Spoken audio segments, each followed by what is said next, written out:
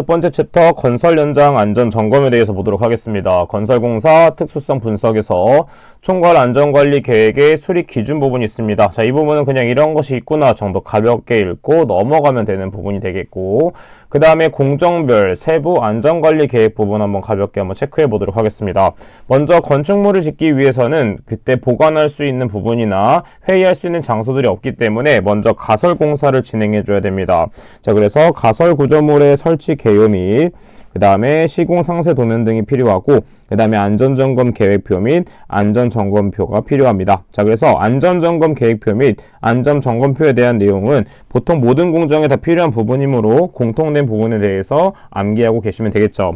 자, 그 다음에 땅을 파기 위해서 굴착 공사와 발파 공사를 진행하게 되는데, 자, 이때는 굴착이나 흙막이 등의 개요 및 공사의 시공에 필요한 상세 도면이 필요하겠고, 마찬가지로 안전점검 계획표 및 안전점검표가 필요하다 정도 체크해주면 되겠습니다. 자, 그 다음 아래쪽에 있는 콘크리트 공사, 강구조물 공사, 그 다음에 성토 및 절토 공사, 해체 공사, 건축 설비 공사, 타워 크레인 사용 공사 등이 있는데, 이것도 마찬가지로 안에 있는 안전관리 계획에 대한 내용이 이런 것이 있구나 정도 체크하면서 넘어가 주시면 되겠습니다. 자, 이렇게 건설재해를 예방하기 위해서는 사전조사 및 작업계획서를 작성해 줘야 됩니다. 자, 그래서 사전조사 및 작업계획서를 작성해야 하는 작업은 다음과 같으며 이런 것이 있구나 정도 파악을 해주면 되겠습니다. 자, 그럼 우리는 무엇을 파악하면 되냐면 작업계획서의 내용에 대해서 파악하는 것이 중요한데, 이것에 대한 내용은 워낙 많기 때문에 시험에 많이 출제된 것들 위주로 한번 체크해 보도록 하겠습니다. 자, 먼저 쭉 내려가도록 하면 세 번째 먼저 보도록 할게요. 자, 두 번째와 세 번째 같은 경우에는 실제 현장에서 많이 사용되는 부분이 되겠습니다. 차량계 하역 운반과 차량계 건설기기 같은 경우에는 실제 현장에서 많이 사용되는 부분이 됩니다. 자, 그래서 3번 같은 경우는 출제율은 낮았지만 한번 체크해 보도록 하면, 첫 번째는 사용하는 차량계 건설기계의 종류 및 성능에 대해서 우리는 작업계획서를 작성해 줘야 되겠고, 그 다음에 어떤 식으로 사용할지의 운행 경로, 그 다음에 차량계 건설기계에 의한 작업 방법은 무엇인지 상세하게 적어주면 되겠습니다. 자, 추가적으로 우리는 서류가 필요한데 어떤 서류가 필요하냐면 그 건설기계에 대한 보험 증서, 그 다음에 면허증, 그 다음 일반적으로 이러한 건설기계를 가지고 있는 경우는 사업체로 운영을 하기 때문에 사업자 등록증, 그 다음에 현장에 따라서 추가적인 서류가 필요할 수 있기 때문에 그때는 실무를 직접 하실 때 어떠한 서류가 필요한지 한번 더 생각을 해주시면 되겠습니다. 자, 다음은 쭉 내려가서 터널 굴착 작업에 대해서 보도록 하면 어떤 걸 봐야 된다? 첫 번째, 굴착을 하는 방법, 그 다음에 터널 지보공 및 복공의 시공 방법과 용수의 처리 방법이 있으며, 마지막으로 터널 굴착이기 때문에 안쪽에 환기와 조명 시설을 설치할 때 방법을 알고 있어줘야 되겠죠. 자, 왜냐하면 터널이 굴착될수록 점점 더 공기가 부족할 수가 있고 어두워지기 때문에 환기와 조명 시설이 필요하다라고 생각을 해주시면 되겠습니다. 자, 그 다음에 채석 작업과 건물 등의 해체 작업이 있는데, 채석 작업은 가볍게 그냥 정독을 해주도록 합니다. 그 다음에 건축물 등의 해체 작업을 보게 되면 해체하는 방법을 한번 생각을 해보게 되면 쉽게 접근할 수가 있어요. 당연하게 해체하는 방법과 해체의 순서 도면이 필요하겠고, 그 다음에 해체물의 처분을 해줘야 되겠죠. 그 다음에 해체 작업용 기계 기구 등의 작업 계획서, 그 다음에 해체를 하기 위한 화약류 등의 사용 계획서 등이 필요하다라는 거를 체크하고 암기해 주시면 되겠습니다. 그 다음 아래쪽에 있는 중량물의 취급 작업 부분을 보게 되면 일반적으로 추락, 낙하, 전도, 협착, 붕괴에 대한 예방을 할 수 있는 안전대책을 세워줘야 되겠죠. 자, 뒤쪽은 똑같은 내용이기 때문에 앞쪽에 있는 추락, 낙하, 전도, 협착, 붕괴에 대해서만 암기를 해주시면 되겠습니다. 자, 다음은 안전관리 고려사항 확인입니다. 자, 첫 번째, 설계도서 검토에 대한 것은 이런 것이 있구나 정도 가볍게 읽고 넘어가도록 할게요. 자, 그래서 쭉 넘어가도록 하고, 그 다음에 안전관리 조직에 대해서 보도록 하면 안전총괄 책임자의 직무라는 것이 나오게 됩니다. 산업안전 기사 같은 것들을 취득하게 되면 우리는 안전관리자로 들어가게 되겠죠. 자, 안전관리자가 총괄을 하는 것이 아니라 그 해당 현장에 안전 총괄 책임자가 있게 됩니다. 자, 따라서 안전관리자는 이 안전 총괄 책임자를 보좌하는 역할이 되겠죠. 자, 그래서 안전 총괄 책임자가 모르는 것에 대해서 지식을 좀 더 공유하거나 어떠한 위험성이 있는지 파악하는 것이 중요합니다. 자, 그래서 어떠한 것들을 체크해 보도록 하면, 자, 일반적으로 안전관리 관계자의 업무 분담과 직무 감독을 알아야 되겠고, 그 다음에 안전관리비의 집행 및 확인, 그 다음에 협의체 운영. 자, 협의체 운영은 서류화하는 것이 중요하기 때문에 반드시 알고 있어야 됩니다. 자, 그 다음에 안전관리에 필요한 시설 및 장비 등의 지원. 자, 일반적으로 보호구 같은 것들을 구비를 해줘야 되겠죠. 자, 그 다음에 안전교육의 지휘 감독 등이 안전총괄 책임자의 직무가 된다 정도 가볍게 생각을 해주시면 되겠습니다. 자, 쭉 넘어가서 두 번째 챕터 보도록 하겠습니다. 두 번째 챕터 건설공사의 위험성에 대해서 보도록 할게요. 자, 먼저 첫 번째 유해 위험 요인 선정에서 토공계획에 대해서 보도록 하겠습니다. 토공계획에서 토공사란 무엇이냐면 건축공사에서 대지를 조성하기 위한 토질 및 지반조사 같은 것들이 해당이 된다라는 것을 볼 수가 있겠고, 이러한 것들은 기후의 영향을 많이 받기 때문에 변수가 많은 형태가 됩니다. 자, 따라서 토공사의 순서를 보도록 하면 먼저 지반이 어떤지 지반 조사를 하게 되고, 그 다음에 흙을 막는 흙막이 공사가 진행이 됩니다. 그 다음에 터파기가 진행이 되는데, 이때 터파기는 무엇이냐면 터는 땅이라고 생각하면 됩니다. 땅. 그 다음에 건축공사를 한 다음에 빈 부분을 메워준다 라고 생각해주면 되겠습니다. 자, 그래서 일반적으로 집안이 어떤 조사한 다음에 투입되는 장비가 달라지게 되겠죠. 자, 그러면 그때 조사를 한 후에 땅을 파게 되면 이렇게 흙막이 공사를 진행하게 됩니다. 땅을 판 다음에 양쪽에 흙이 떨어지는 것을 막는 흙막이 공사가 진행이 됩니다. 자, 그 다음에 땅을 더 판 다음에 건축공사가 진행이 되면 건축물이 이런 식으로 올라간다라고 볼 수 있겠죠. 자, 건축물이 이런 식으로 올라가게 되면 이 사이사이의 빈 공간을 채워줘야 되기 때문에 대매우기, 다짐으로 인해서 이렇게 채워준다라고 생각을 해주면 되겠습니다. 자, 그래서 아래쪽에 있는 집안조사의 방법에 대해서는 가볍게 정독을 하고 넘어가 주도록 하고, 토질 시험 방법에 대해서도 그냥 이런 것이 있구나 정도 체크하고 넘어가 주시면 되겠습니다. 자, 그럼 우리는 어딜 체크한다? 집안의 이상 현상 및 안전 대책에 대해서 보도록 하겠습니다. 자, 크게 두 가지가 있습니다. 뭐가 있냐면 첫 번째는 보일링 현상, 두 번째는 히빙 현상이 있습니다. 자, 영어 단어를 생각해보면 좀 더 접근하기가 쉬운데, 먼저 보일링이란 무엇이다? 끓어오르는 현상이다 라고 생각해주면 되겠죠. 자, 그래서 일반적으로 집안 조건은 지하 수위가 높거나 투수성이 좋은 사질 집안에서 많이 발생하는 것이 바로 보일링 현상이 되겠고, 이러한 보일링 현상이 지속됐을 경우에 모래 유출 현상인 파이핑 현상까지 발생될 수 있다라고 생각해 볼 수가 있습니다. 자, 우측 그림을 통해서 보도록 하면, 자, 이렇게 흙막이 벽을 세워놨을 때 이렇게 근입장이 내려와 있겠죠. 자, 이렇게 근입장이 내려와 있는데, 이 근입장이 부족하게 됐을 경우에 이 지하수가 아래쪽으로 침투되어서 물과 함께 끌어올려진 모래가 발생할 수 있겠고, 자, 그래서 흙막이 벽체의 근입장이 부족하거나 저면이 액상화되는 현상, 그 다음에 수두차에 의해서 침투압이 발생됐을 경우에 이 보일링 현상이 발생되는 것이죠. 자, 그럼 대책을 하기 위해서는 당연히 작업을 중지하고 굴착도를 원상 매립하거나 지하 수위를 저하시키거나, 그 다음에 흙막이 벽의 벽 근입도를 증가시켜서 동수구배를 저하시킵니다. 즉, 이 흙막이 벽을 조금 더 깊게 묻어서 이 침투하는 것을 막아주면 되는 것이겠죠. 자, 그 다음에 차수성이 높은 흙막이를 설치함으로써 이 보일링 현상을 막아줄 수 있게 되는 것입니다. 자, 그 다음에 아래쪽에 있는 히빙 현상에 대해서 보도록 할게요. 자, 히빙 현상에서 히빙은 무슨 뜻이냐? 들어 올린다 라는 뜻입니다. 자, 그래서 들어 올리는 현상이기 때문에 이 굴착면이 부풀어 오른다라고 생각해주면 되겠죠. 자, 일반적으로 집안 조건은 연약성 점토 집안에서 발생하게 되겠고, 마찬가지로 흙막이 벽체의 근입장이 부족한 경우에 많이 발생이 되며, 그 다음에 중량차로 인해서 많이 발생이 됩니다. 자, 중량차로 인해서 저면의 흙이 부풀어 오른다라고 생각해주면 되고, 그 다음에 이것에 대한 대책은 마찬가지로 굴착 주변의 상재 하중을 제거해주면 되겠죠. 자, 그래서 위쪽에 있는 하중을 좀 제거해주면 되겠습니다. 자, 그 다음에 흙막이벽 근입장을 경질지방까지 좀 연장한다. 자, 어떻게 보면 보일링 현상과 비슷한 대책이 되겠죠. 그 다음에 굴착 지면의 하중을 증가시킨다. 자, 이 부분에 대한 하중을 증가시키는 방법이 있다 정도 파악해주면 되겠습니다. 그 다음 아래쪽에 있는 기타 집안의 이상 현상에서 파이핑 현상을 보게 되면 보일링 현상 시 집안 내에 파이프 모양의 지하 통로가 생겨 흙이 세굴되면서 집안이 파괴되는 현상이다 정도 체크해주면 되겠고, 아래쪽에 있는 현상에 대해서도 가볍게 읽고 넘어가 주시면 되겠습니다. 자, 집안의 안전 대책으로서는 사질토 계량공법과 점성토 계량공법이 있는데 이런 것들이 있구나 정도 눈으로 한번 파악하고 넘어가 주시면 되겠습니다. 자, 우리가 주요 외워야 될 것은 무엇이다? 유해 위험 방지 계획서가 정말 중요합니다. 시험 문제에서 많이 출제되는 부분이기도 하고 반드시 외워줘야 되겠죠. 왜냐하면 실기 시험에도 출제 가능성이 있기 때문입니다.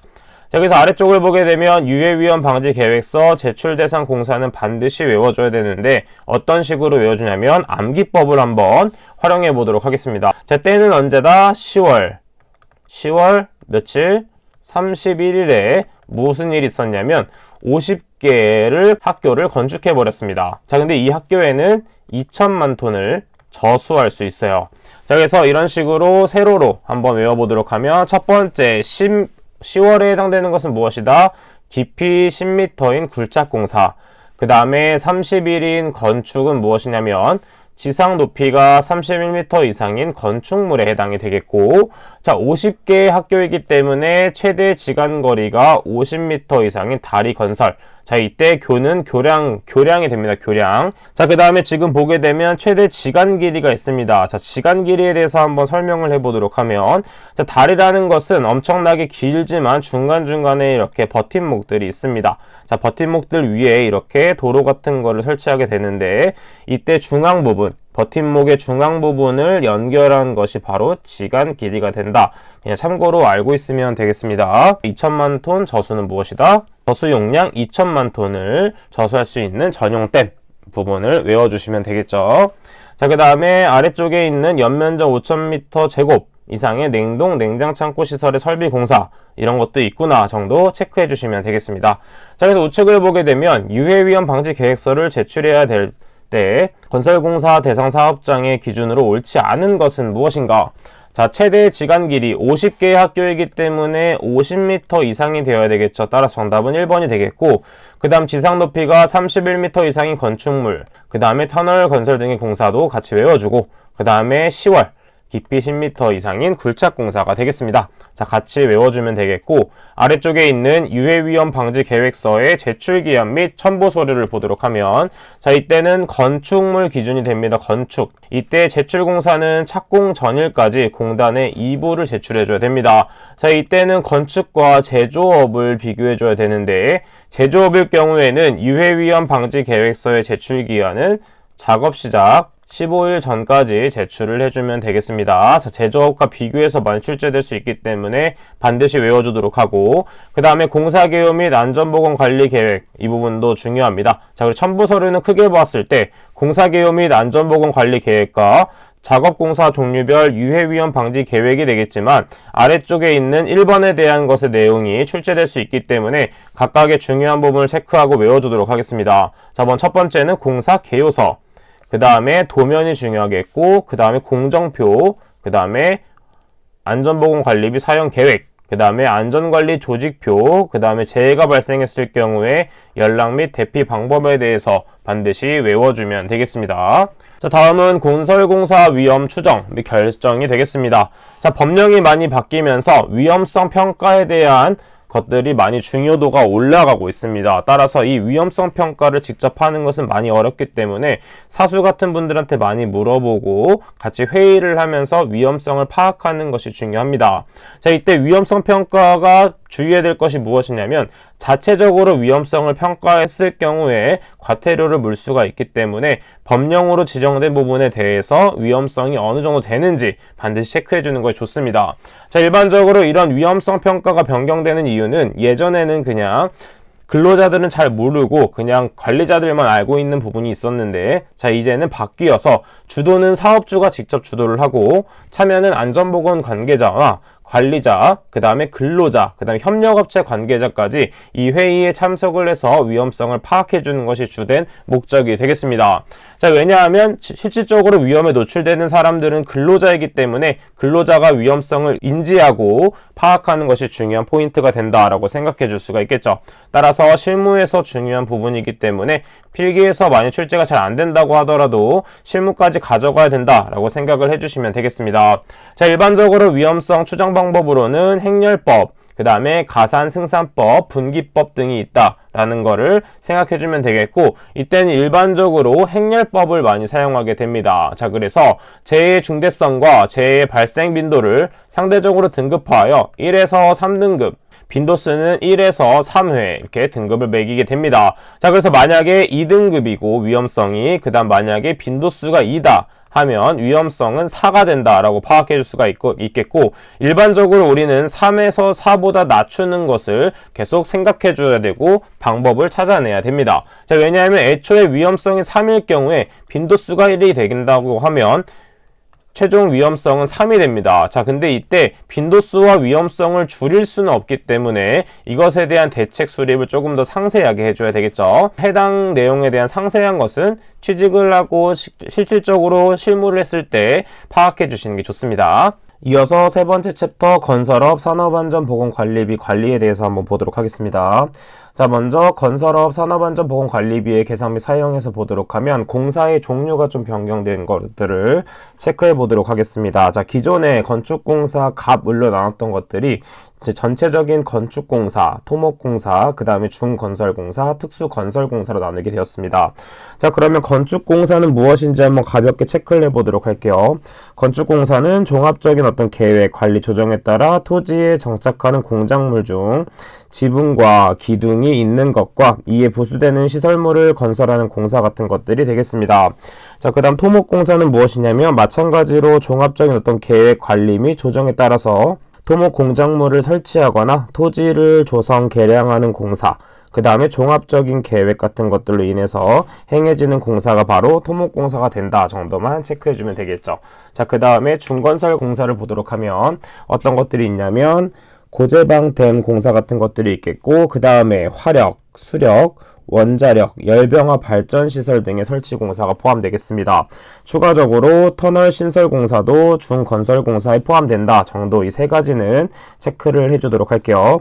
자, 그 다음에 특수건설 공사에 대해서 보도록 하면 어떤 것이 있냐면 어떤 종합적인 계획 관리 및 조정에 따라서 수목원, 공원 같은 것들의 환경을 조성, 개량하거나 어떠한 주력 분야로 주요 공사 종류에 구분한 조경 공사 같은 것들에 해당이 되겠습니다. 자, 그 다음에 또 무엇이 있냐면 이 네 가지 정도는 체크해주면 되는데 전기공사법에 의한 공사, 그 다음에 정보통신공사법, 그 다음에 소방공사법, 그 다음 문화재 수리공사법 네 가지는 있다. 이 네 가지 정도는 체크해주고 넘어간다라 생각해주면 되겠습니다. 자, 그 다음에 체크해볼 것이 바로 아래쪽에 있는 산업안전보건관리비의 계산 방법에 대해서는 실기시험에서도 출제되는 부분인 만큼 같이 한번 체크를 해보도록 하겠습니다.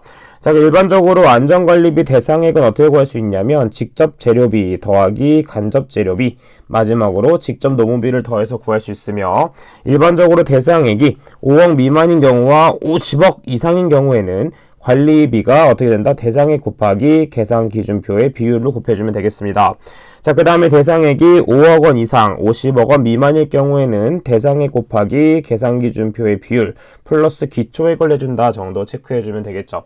자, 그러면 계산기준표의 비율이 무엇인지 한번 계산기준표를 보도록 하겠습니다. 자, 계산기준표는 어떤 걸 기준으로 하는 것이냐면 25년도 1월 1일에 변경된 것을 기준으로 한번 보도록 하면 건축공사에서 대상액이 5억 원 미만인 경우에는 3.11%, 그 다음에 5억 원 이상 50억 원 미만일 경우에는 2.28%이며 기초액까지도 같이 정리해 주시면 되겠습니다. 대략적으로 432만 5천 원이다 라는 거 체크해 주면 되겠고, 대상액이 50억 원 이상일 경우에는 2.37%, 그 다음에 건설공사의 종류 예시표에 따른 보건관리자 선임대상 건설공사의 적용 비율은 2.64가 되겠습니다. 자, 그래서 건축공사를 기준으로 외워준 다음에 나머지 3개도 비교를 해서 외워준다면 충분히 비교를 해서 나타낼 수 있게 되는 것이죠. 따라서 이 비율은 지금 보게 되면 대상액에 따라서 구분이 되어지는 것이기 때문에 표 전체를 암기해서 체크해준다 라고 생각을 해주면 되겠습니다. 되겠습니다. 자, 그 다음 체크해봐야 될 부분은 아래쪽에를 보게 되면, 자, 아래쪽을 보게 되면 어디를 체크해주면 되냐면, 관리비의 1.2배를 비교해줘야 되겠고, 그 다음에 1번과 2번을 비교를 해주면 되겠습니다. 자, 그럼 1번과 2번을 비교해 보도록 하면, 재료비, 그 다음에 발주자 제공 재료비 또는 완제품 가액이 포함된 경우는 직접 노무비를 더해준 다음에 위에서 봤던 요율을 곱해주고, 그 다음에 기초액을 더해준다 라고 해주면 되겠습니다. 자, 그 다음에 두 번째 거는 재료비. 근데 지금 이때 가액이 제외된 경우에는 직접 노무비를 더한 다음에 똑같이 요율을 곱하고 기초액을 더하는데 이때는 1.2를 곱해준다.